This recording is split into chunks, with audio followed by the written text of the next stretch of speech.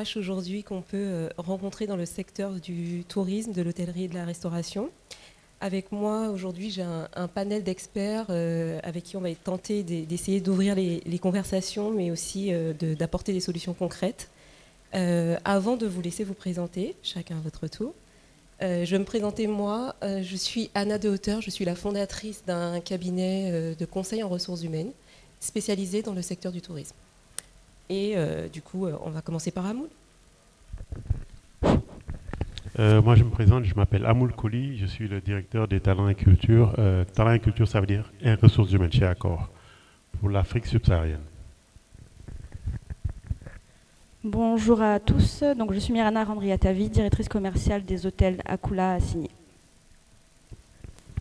Bonjour à tous, je suis Karitia Koulibaly de Medeiros, directrice générale de l'Agence nationale de la formation professionnelle AGFOP.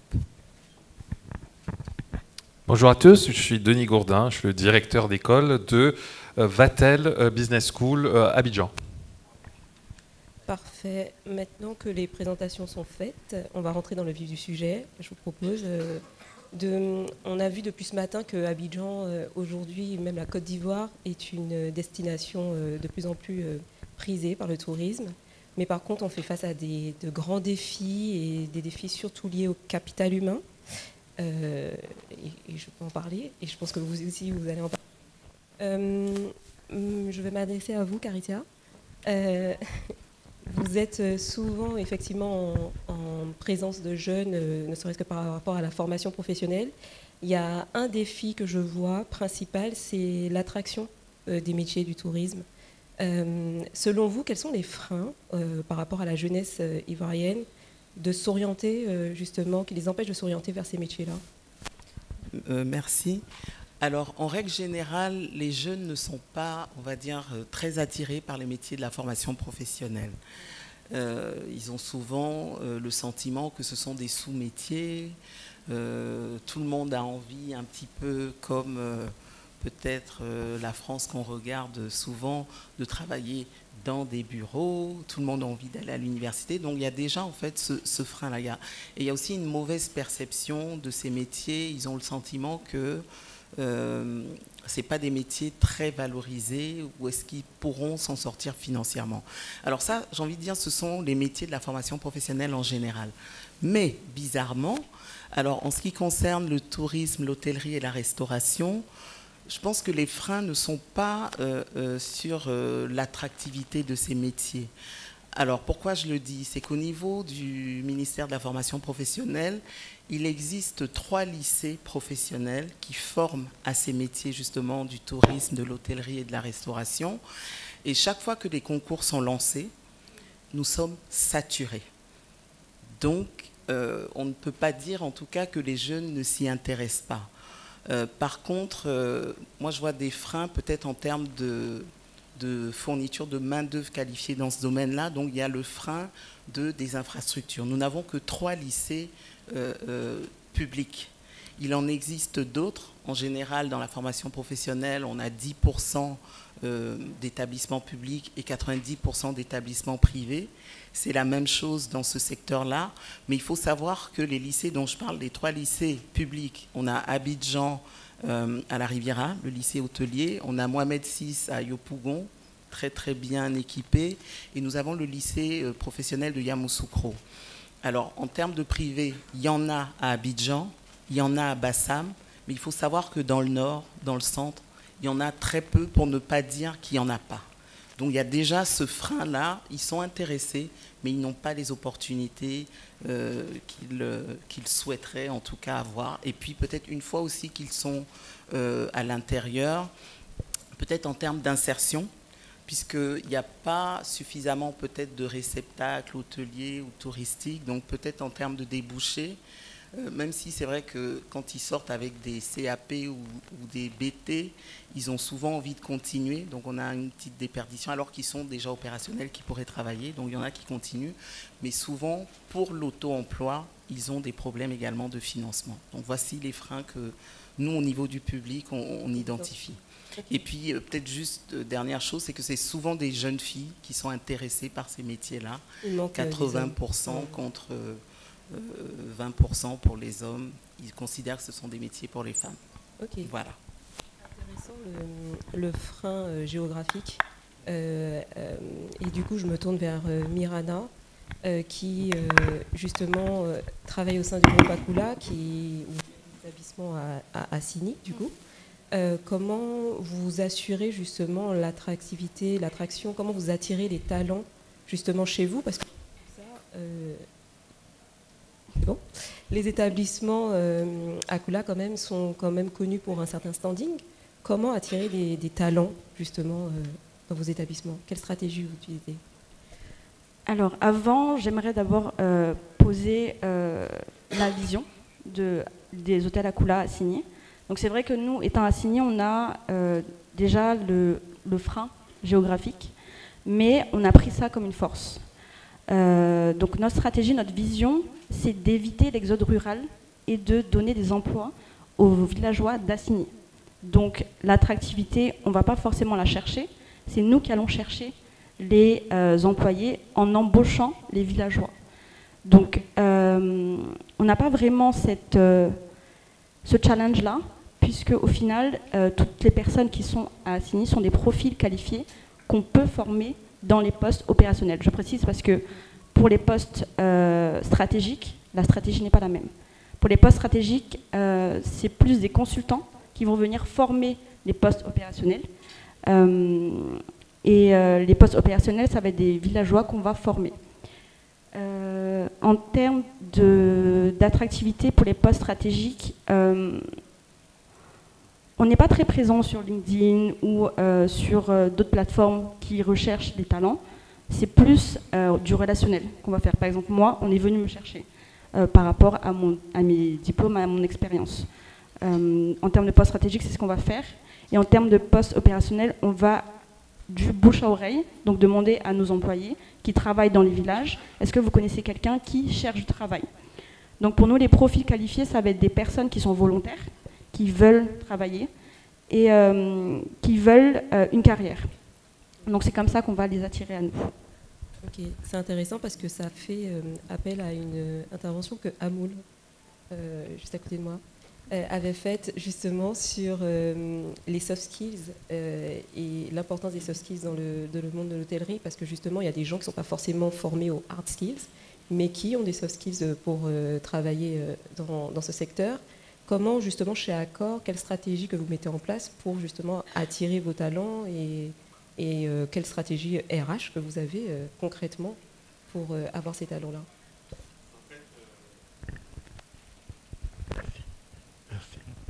En fait, nous, on a développé toute une culture d'entreprise. La culture d'entreprise, aujourd'hui, ça fait partie de notre ADN.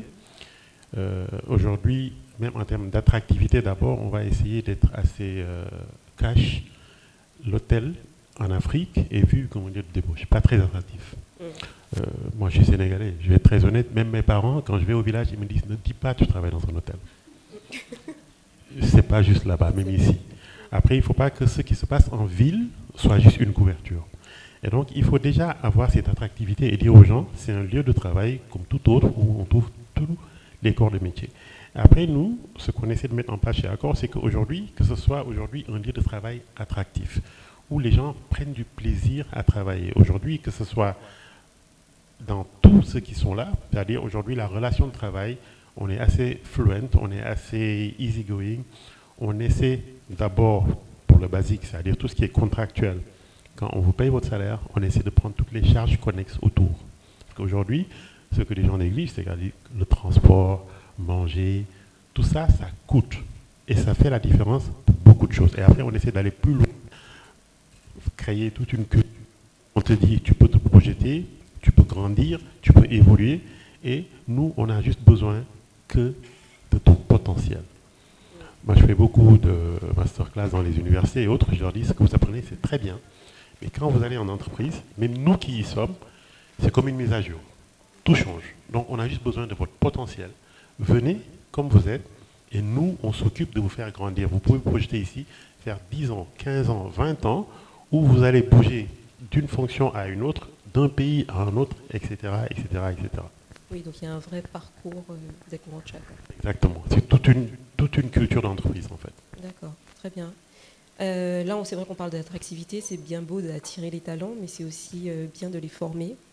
Denis, je sais qu'on en parle souvent, il y a un manque d'adéquation parfois entre ce que les jeunes apprennent à l'école et ce qui est demandé par les entreprises ivoiriennes dès qu'ils arrivent dans l'hôtel ou dans le restaurant dans lequel ils vont travailler.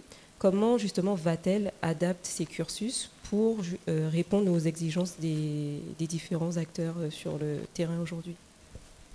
C'est une excellente question, dans le sens où aujourd'hui, souvent on voit en fait ce qu'on apprend à l'école, enfin même à l'université, hein, je ne suis pas exclu, on se dit quand on rentre dans le monde du travail, pourquoi est-ce que j'ai fait l'université? Et on se dit que tout ce qu'on a appris, j'ai pas vu ça, on m'a jamais expliqué cela, et c'est là qu'on essaie en fait de couvrir ce gap, parce qu'avec Vatel, qui existe depuis plus de 40 ans, maintenant on vient d'ouvrir en fait la 51e école dans le monde, et bientôt en Océanie pour compléter un peu le globe. Ce qu'on essaie de faire, la première chose, c'est tout d'abord d'avoir un vrai lien entre aujourd'hui les acteurs qui sont dans l'industrie, parce qu'on les consulte beaucoup. Amoul est venu à l'université aussi pour pouvoir parler avec les étudiants. Aujourd'hui, ils ont besoin aussi d'une figure, de se dire, tiens, les gens qui sont dans l'industrie, je dois les rencontrer. Ça, c'est la première chose. Parce que dites-vous bien qu'un jeune, quand il quitte l'école ou ils sont en décrochage scolaire, ils ne savent pas du tout où ils sont en train de partir. D'ailleurs, la semaine dernière, on était à Bahreïn dans la conférence des directeurs de Vatel. Je peux vous dire qu'on a eu en fait un échange avec une experte qui a mené pas mal de... et c'est un peu notre inquiétude aujourd'hui, de se dire où vont nos jeunes. Il y avait une experte qui s'appelle en fait Marine Agdeg, qui a interrogé plus de 40 000 jeunes un peu partout dans le monde. Et ce serait intéressant de voir en fait les jeunes de la Côte d'Ivoire, qu'est-ce qu'ils ont dit. C'est Youth Talks, en anglais, youthtalks.org. Je vous invite à partir sur ce site. Vous allez voir un peu ce que les jeunes, comment ils réfléchissent. Et ils sont perdus. Ils sont perdus. Et c'est pour ça que dans notre programme de Vatel, on commence en premier lieu, pas de venir en classe et que tu vas commencer à faire les cours. La première chose qu'on essaie de faire, c'est tout d'abord le développement personnel. C'est de se dire qu'est-ce qu'eux, ils ont à nous dire aujourd'hui. Qu'est-ce qu'eux, ils ressentent. Quels sont leurs objectifs, les ambitions. Il y en a qui disent... Monsieur, moi, j'ai pas d'ambition. Je dis oui, mais tu vas partir comme le Titanic, et puis après, quand tu vas heurter quelque chose, c'est là que tu te dises, bien tiens, je ne sais pas où je vais partir. Donc, on essaie de bâtir déjà quelles sont leurs visions et leurs ambitions. Quand une personne a une ambition, c'est plus facile de pouvoir apprendre et d'aller de l'avant et de se battre 3 fois plus. Mais quand quelqu'un vient dans une université, n'a pas d'ambition, a écouté son ami pour dire « Ah, j'ai copié mon ami a fait ce cursus, je vais faire ce cursus ». Combien de personnes sont comme ça et qui se retrouvent aujourd'hui sans emploi? Donc l'idée, c'est vraiment cette première partie. Et puis, de se dire l'alternance. Aujourd'hui, quand vous allez chez un recruteur, je le dis à chaque fois, le recruteur ne demande pas la collection de votre diplôme. Le recruteur vous demande la première chose. Avez-vous de l'expérience? Avez-vous déjà au moins travaillé? Souvent, beaucoup de jeunes, et j'en ai parlé aux parents, beaucoup de jeunes se disent « Ah oui, mais moi, j'aime pas travailler les samedis et dimanches, j'aime pas faire les petits jobs à côté. » Pourtant, nous, on l'a fait, on s'est dit, on fait un petit job à côté. Et je peux vous dire, ça pesait lourd dans mon CV, des fois, quand les gens disent « Ah, vous avez déjà fait ça? Ah, très bien, ben, je vois que c'est quelqu'un de débrouillard. » Mais souvent, les jeunes ne connaissent pas cette partie-là. Et ce qui est fort dommage, et que la dernière fois, j'ai lu sur un auteur, et surtout Simon Sinek qui dit souvent cela, on est en train de partir dans une vision où le passé est en train de vraiment s'effacer, où l'IA est en train de prendre le dessus et la technologie. De plus en plus, on ne sait plus, il n'y a que nous qui peut dire qu'est-ce qui s'est passé dans le passé, pour raconter un peu comment ça se passait, comment c'était l'école, etc.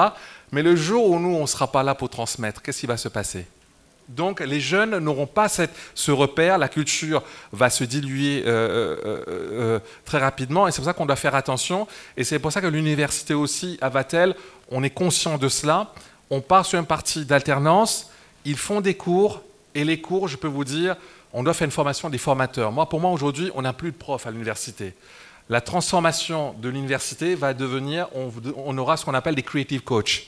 Les creative coachs, c'est des coachs créatifs. C'est des coachs. Ils doivent mener ces gens-là vers un diplôme et un travail à la fin de la journée. Pas se dire, tu as reçu ta licence, mais t'inquiète pas si tu n'as pas d'emploi. Non, ils doivent le mener vers un emploi. C'est pour ça qu'on doit former nos profs pour aller moins sur les slides, plus sur les débats, les études de cas, parler, tout à l'heure dans la partie finance, j'ai vu qu'ils avaient parlé de beaucoup de cas pour les levées de fonds, les financements, etc. Mais on le met dans nos études où les étudiants doivent échanger sur cela. En troisième année, on les fait rencontrer en fait des DG d'hôtels qui va leur donner un projet. J'ai X problématiques dans mon hôtel, comment est-ce que je dois le résoudre?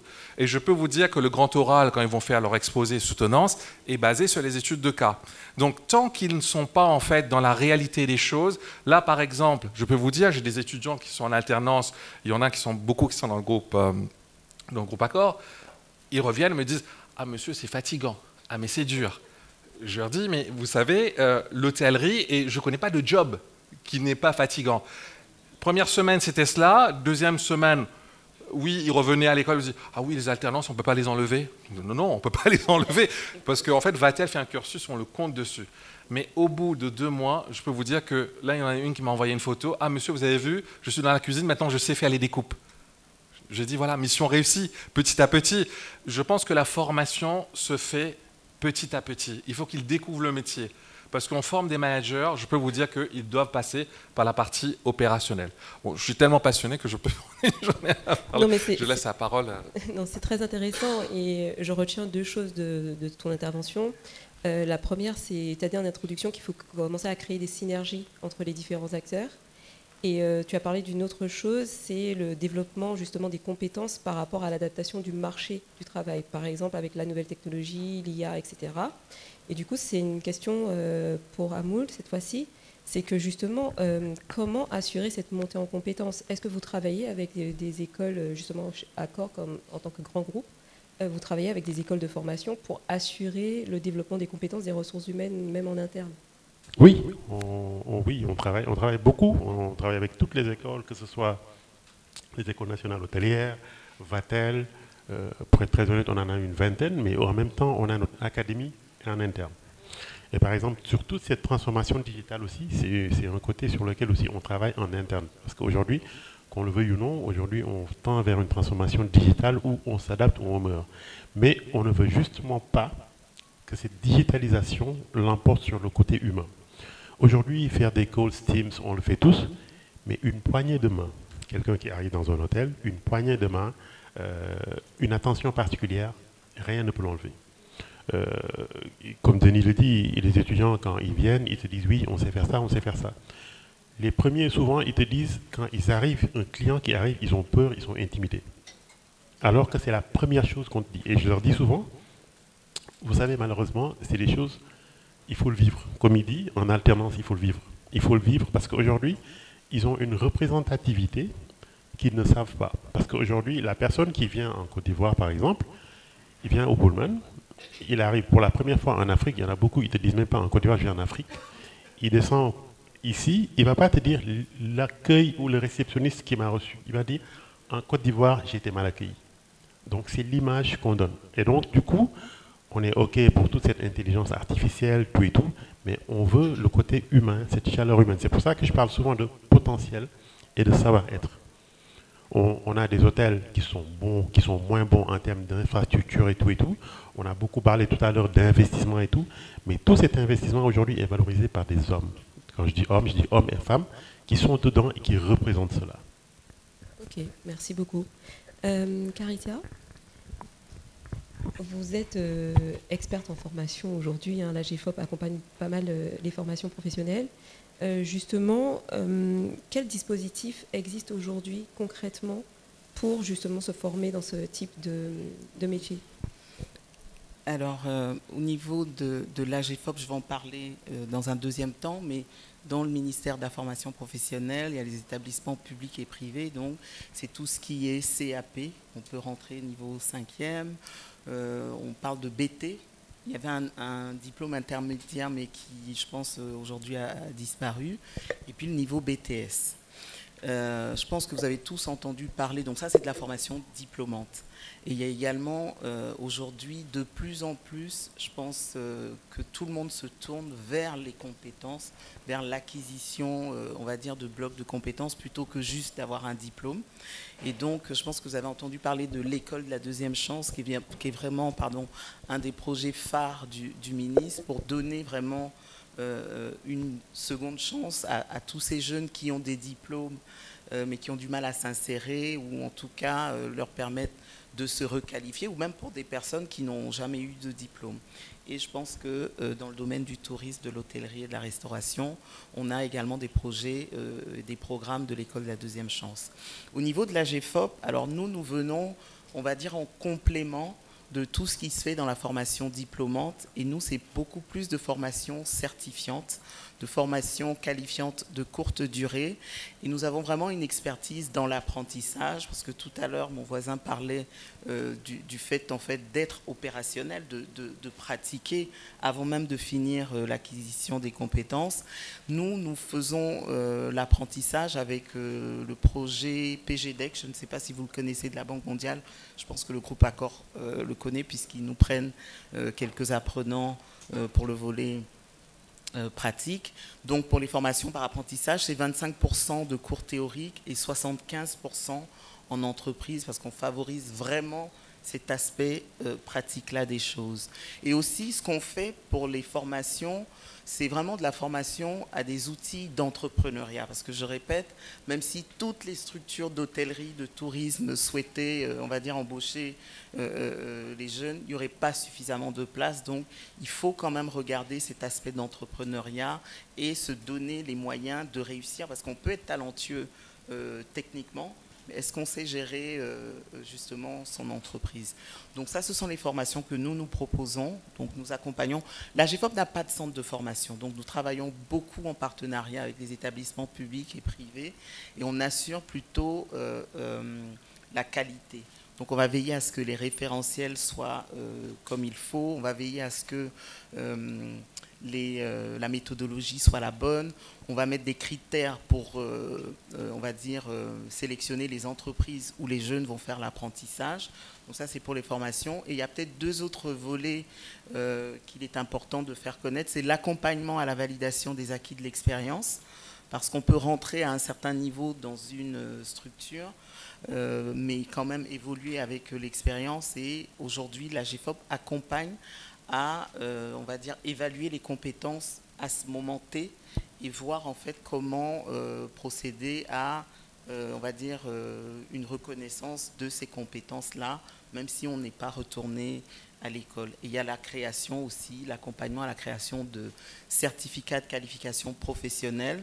C'est vrai qu'il y a des formations diplômantes, mais pour les formations certifiantes, on a constaté que d'un établissement privé à un autre, chacun donnait des attestations maison. Aujourd'hui, on veut professionnaliser les métiers, donc avoir des répertoires des métiers dans chacune des filières, les référentiels compétences associés à chaque métier, et donc faire en sorte que même pour les formations qualifiantes, on ait des niveaux, on va dire, acceptables par tous, et que ce soit des CQP, des certificats de qualification professionnelle reconnus par l'État. Donc voilà ce que nous faisons. Ok, parfait, merci. Alors je n'insiste pas sur les soft skills parce que ça c'est vraiment, je crois qu'aujourd'hui... Il faudrait plusieurs heures. Voilà. Oui, c'est quand même devenu aujourd'hui la base, mais au final c'est pas très bien compris effectivement, et je pense que c'est bien de le répéter, que beaucoup de gens misent au final sur les hard skills en allant, en visant les diplômes, et ils n'ont pas forcément conscience, surtout dans les métiers du secteur, qu'au final, comme le disait Denis tout à l'heure, c'est surtout les soft skills, mais aussi l'expérience. Et je pense que ça, c'est important de le rappeler. Et effectivement, une fois qu'on a attiré nos talents, une fois qu'on les a formés, je pense qu'il y a une question qui se pose et qui est un vrai défi aujourd'hui en Côte d'Ivoire, c'est comment on les retient. Comment on fait en sorte qu'ils n'aillent pas à la concurrence. Et du coup, là, c'est une question plus pour Mirana qui est dans l'opérationnel. Aujourd'hui, comment le groupe Akula réussit à retenir ses talents? Parce que vous parliez tout à l'heure de formation en interne, de valoriser l'emploi en local, etc. Comment faire pour retenir ces talents-là quand on les a? Alors, dans nos recrutements, on a deux volets.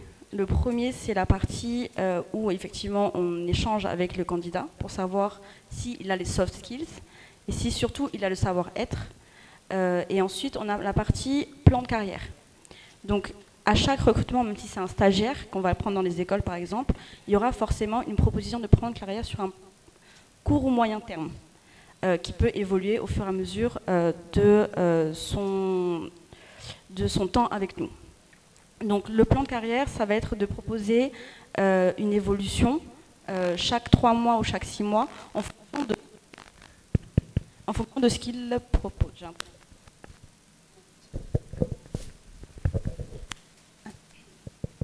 Allô ? Oui.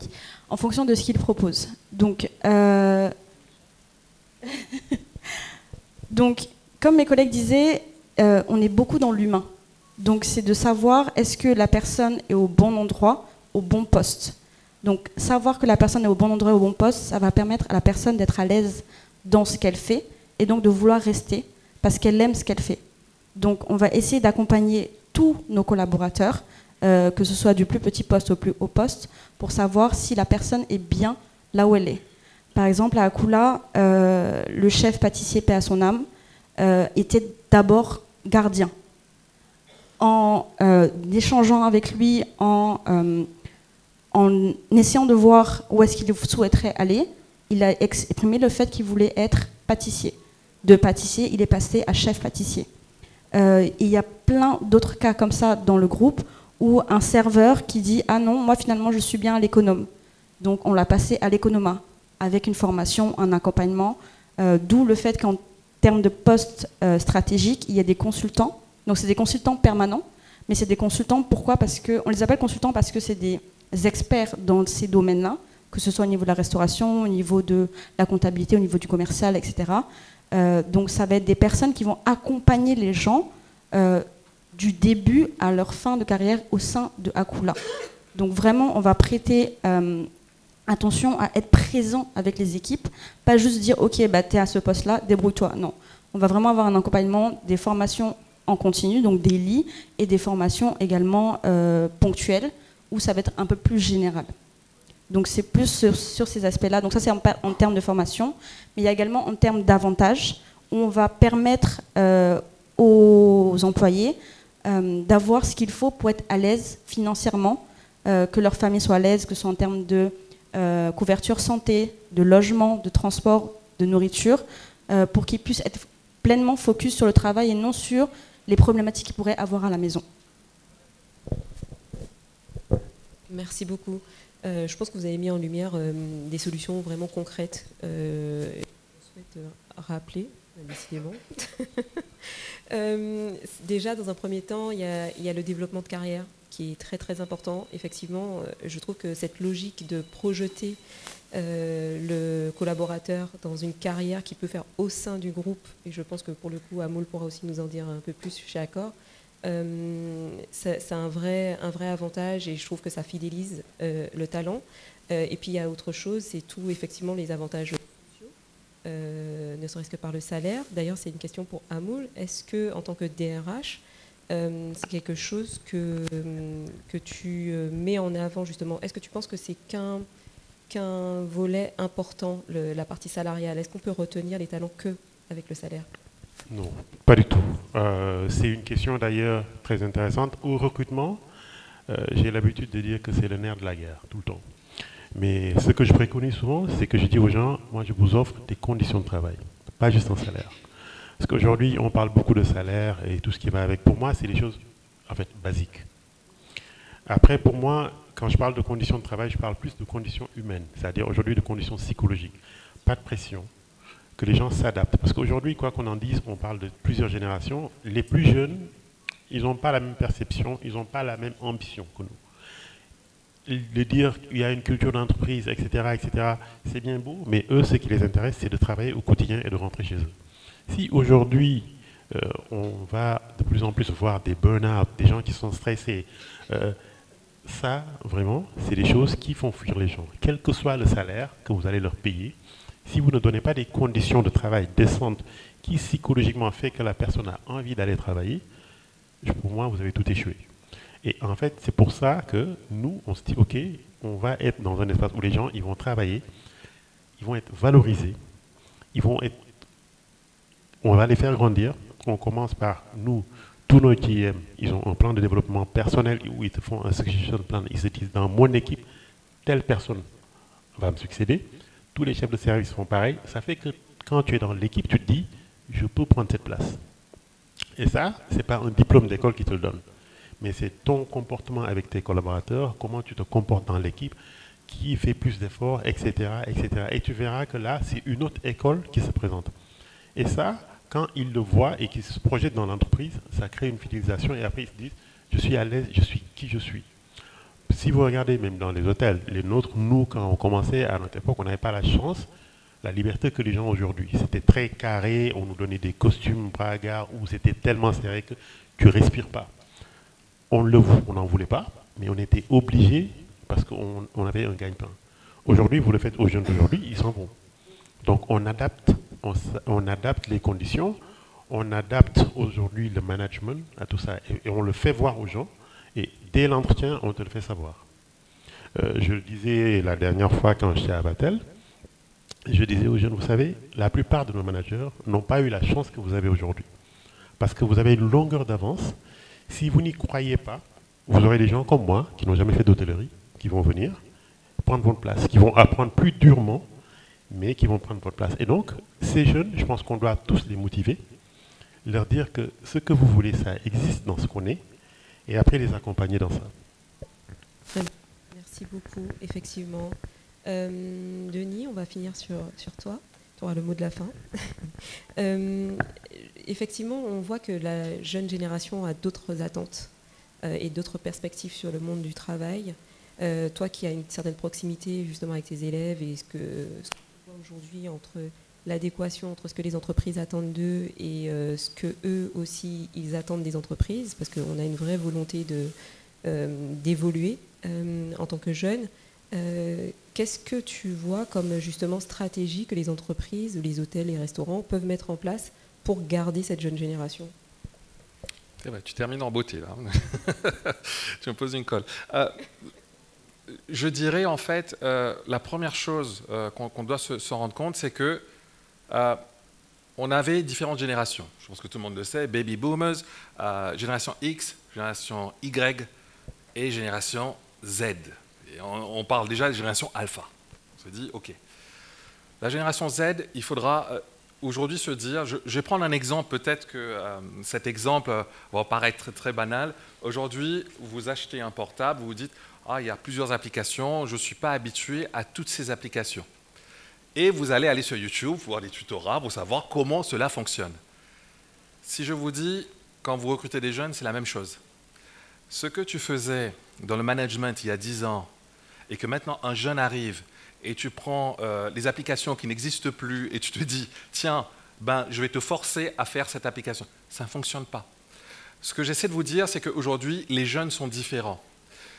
Ils ont une façon de penser qui est totalement différente de nous, comment on pense. Et si maintenant on impose une certaine pensée de dire non, tu dois faire de cette façon, non, c'est comme ça qu'on va pouvoir y arriver. Non, on peut le faire, mais il y a un apprentissage à faire derrière. Toutes les choses ne se font pas tout de suite. Chaque chose se fait par quoi? Du rabâchage. Les choses se font par routine.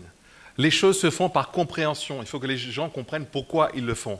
Pourquoi? Les réseaux, je ne sais pas si vous avez vu, à chaque fois qu'on pose un problème, on leur dit c'est à cause de X, c'est à cause de ça. Ils ont des raisons à chaque fois. Donc si aujourd'hui, moi je dirais plus pour que les entreprises, la première chose qu'ils doivent voir, est-ce que leurs managers sont à jour? Je me pose cette question. Est-ce qu'aujourd'hui ils ont des outils, le update, comme on dit, on fait des updates souvent dans les ordinateurs. Est-ce qu'ils ont les updates 2025? Je prends un exemple. Par exemple, pour motiver quelqu'un, on utilise toujours la méthode Fordisme. La méthode Fordisme, Ford, qu'est-ce qu'il faisait? Il disait, en fait, les personnes de l'opérationnel qui faisaient l'automobile, c'est très simple.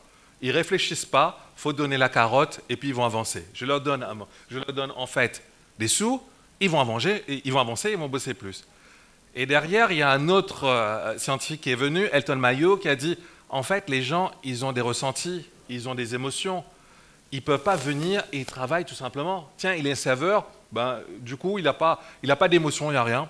Tu bosses, il y a tant de aujourd'hui, tu dois servir tant de personnes. Il y a des managers qui réfléchissent comme ça. Alors que, si on regarde bien, aujourd'hui, vous avez ce qu'on appelle les facteurs d'hygiène et les facteurs motivateurs. Je vous donne un exemple. Il y a des managers qui se disent « Tiens, on a acheté une nouvelle chaise pour toi, maintenant tu es confortable, tu es motivé, tu dois donner du résultat. » C'est ce que Herzberg appelle les facteurs hygiène. C'est ton devoir en tant qu'employeur de lui donner une chaise qui soit ergonomique. Ce n'est pas un facteur de motivation. On lui dit, par exemple, tiens, on a augmenté ton salaire, il faut que maintenant tu bosses, tu dois être motivé. Herzberg te dit, ben, écoute, je pense que la personne aujourd'hui vaut cela sur le marché, c'est pour ça que tu l'as augmenté, pour qu'il ne parte pas, et dans ce cas précis, il le mérite. C'est hygiène. Maintenant, les motivateurs, c'est quoi? On l'a vu dans Youth Talks, il y a 60% des jeunes, vous savez qu'est-ce qu'ils ont dit? Ils veulent un plan de carrière et de réussir. Donner des formations à des gens. Moi, je n'ai jamais vu autant, en tout cas en Afrique de l'Ouest, les jeunes sont avides à apprendre. Mais on ne veut pas, aujourd'hui, il faut investir dans la formation. Si maintenant on leur donne la formation, le manager maintenant doit être un coach. Est-ce que le manager est formé pour être un coach? Point d'interrogation. Est-ce qu'il sait c'est quoi un débrief à chaud, un débrief à froid? Question. Est-ce qu'il sait quelles sont les méthodes de motivation qui ont motivé mon équipe? Est-ce qu'il sait à quel moment je fais des différents modèles de communication? Comment communiquer avec son équipe? Est-ce qu'il a tous ces outils? Moi, je me dis, il n'y a pas de mauvais manager. Il y a juste en fait des updates qu'on n'a pas fait. C'est-à-dire qu'aujourd'hui, il n'a pas toutes les techniques, il n'a pas tous les outils. Il y en a beaucoup qui aujourd'hui essaient de se renseigner, d'apprendre, etc. Moi, je côtoie, c'est pas parce que je connais le groupe Accor, mais je côtoie aussi les différents managers du groupe Accor, et je vois qu'ils sont à jour quand on parle de quelque chose, ils me disent non, tu sais, je préfère aller plus sur la compréhension de ça. On parle beaucoup au niveau des managers. Les managers doivent avoir au minimum des connaissances sur le programme neurolinguistique. Qui aujourd'hui parle de ça? On se dit non, tu es manager. Aujourd'hui, un manager, qu'est-ce qu'on dit? Techniquement, il est très bon au niveau serveur. Ça fait 3 ans qu'il l'a fait ou 5 ans. Je vais le promouvoir comme manager. Maintenant, j'ai fait une petite référence sur la partie footballistique. Donnez-moi les meilleurs joueurs de foot qui sont devenus des meilleurs entraîneurs. Allez-y, comptez sur les doigts. Les meilleurs entraîneurs, ce n'étaient pas les meilleurs footballeurs. Mais c'était les meilleurs, ils sont devenus les meilleurs entraîneurs. Qui signifie il y a autre chose qu'on doit voir dans justement les compétences d'un manager. Pas de se dire, techniquement, c'était un très bon vendeur. Pourquoi on fait ça? Parce que souvent, on se sécurise, on se dit, ben, si quelqu'un n'est pas là, il va pouvoir faire le service. C'est pour ça que derrière, il y a des erreurs comme ça qu'il ne faut pas qu'on fasse. Il faut vraiment qu'on arrive aussi à se dire quel type de formation on doit donner aux gens. Aujourd'hui, je me pose la question aussi sur pas mal de choses dans mes observations, ça fait que 3 mois que je suis là, c'est de se dire, est-ce que tout le monde est formé sur le Training Need Analysis? Est-ce qu'on sait identifier les besoins en formation? On se dise, d'après moi, j'ai vu cela, il ne fait pas bien, c'est d'après moi, donc très bien, on va mettre une formation pour tout le monde dessus. Mais non, il faudra que vous identifiez, c'est des étapes en fait. Il faut former les gens, comment identifier les besoins déjà. Et puis la formation des formateurs. Je vais revenir très rapidement dessus. La formation des formateurs, c'est tout simplement aujourd'hui, vous avez des formateurs en interne dans les hôtels, et je pense que je vous dirais, c'est à moindre coût et c'est mieux de prendre des formations aux formateurs en interne.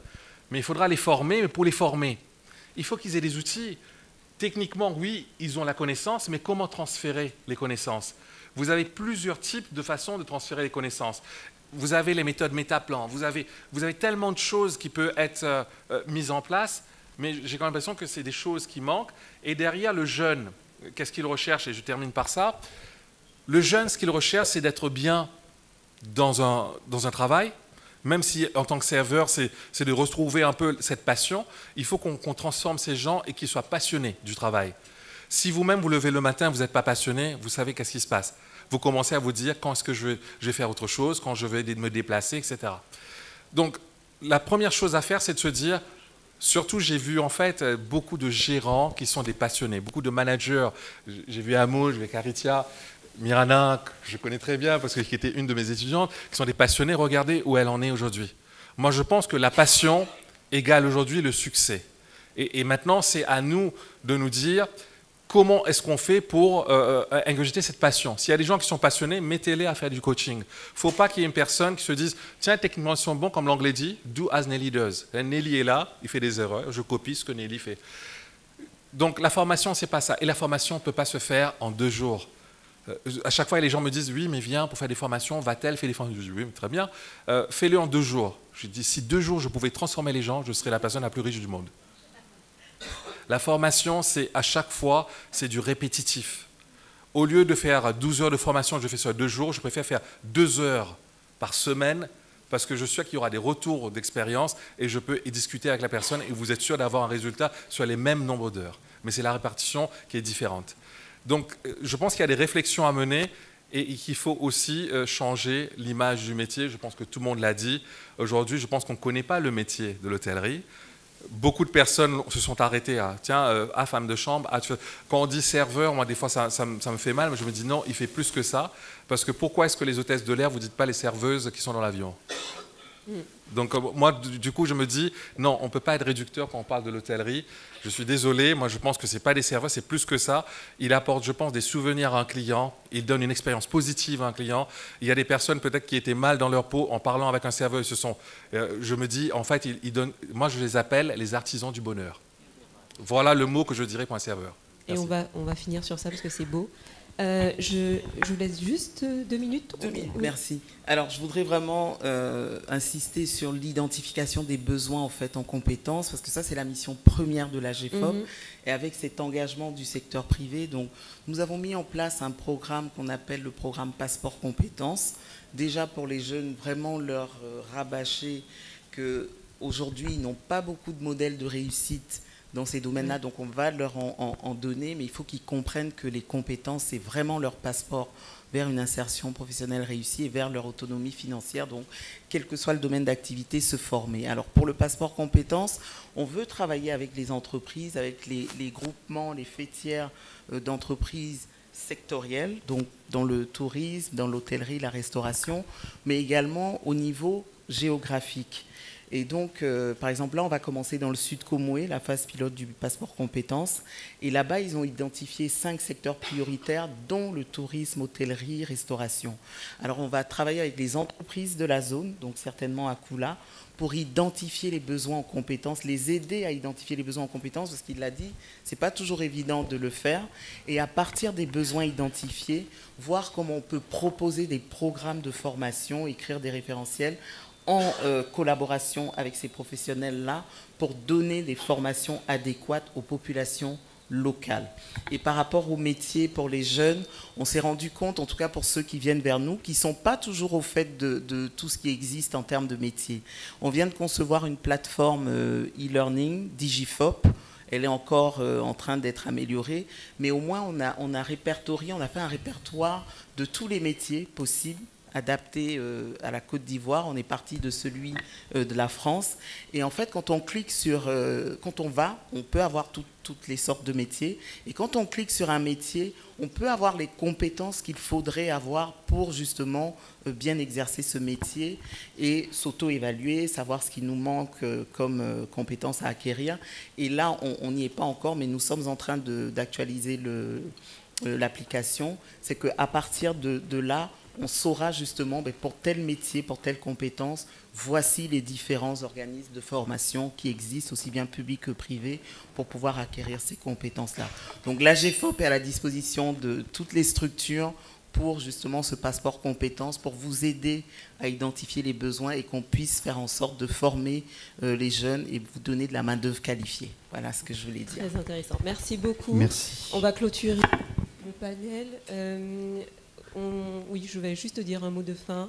Merci beaucoup déjà à tous nos panélistes. Et puis, on l'a compris, effectivement, le développement du tourisme aujourd'hui en Côte d'Ivoire va passer effectivement par des investissements financiers. Mais je pense aussi qu'il faut investir aussi sur le capital humain. Voilà. Merci beaucoup. Merci à tous les 5.